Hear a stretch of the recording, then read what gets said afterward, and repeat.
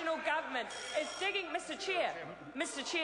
The Honourable Peter Dunn. Mr Chairman, I think it would be helpful at the outset just to go through what actually is happening here. It's very simple and straightforward, and it doesn't necessitate the type of hype that's being generated on the other side. Mr Chairman, the tax credit for the active income of children was introduced, as I said earlier, in 1978, and it was done so to reduce compliance costs of employing children on a part-time basis. And what it meant then was that employers with low annual salaries did not need to withhold a PAYE in respect of those children. Now, the credit now serves that purpose very rarely because most employers prefer to apply their normal payroll systems, including deducting PAYE, to all of their employees. So the credit's now mostly aimed or claimed via a child who files a tax return at the end of the year, which means that because the original credit was designed to reduce compliance costs, it's no longer achieving that goal, and it's actually adding to the compliance costs of those people because they are required to now file a return.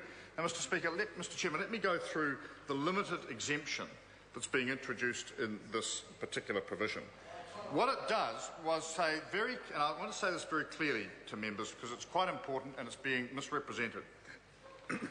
Children do not need to pay tax on up to $2,340 of income which is not taxed at source. So that's money for mowing the neighbours' lawns, babysitting, those sorts of things.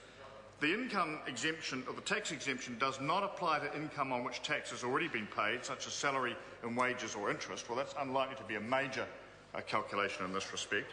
If the child earns more than $2,340 from income which is not taxed at source, then the exemption does not apply to any of the income because they have to pay tax on the full amount. So we're dealing with a very specific issue here. It does not amount to taxing the paper boys.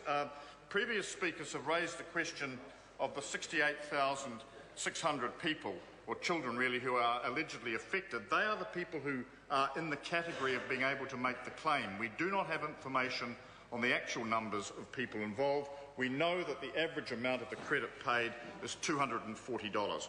Mr Chairman, Dr Clark earlier in the second reading debate quoted from the regulatory impact statement. Unfortunately, his quote was selective. When he talked about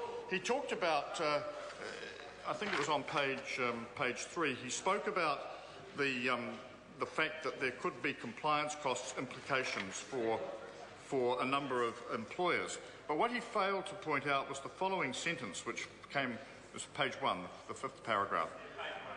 We expect that very few employers would be in this situation. So here is Dr Clark getting up and saying this is an outrage because we're now going to have a number of employers having to deduct income for children working for them on very low wages, but he didn't go on to read the next bit of the same statement.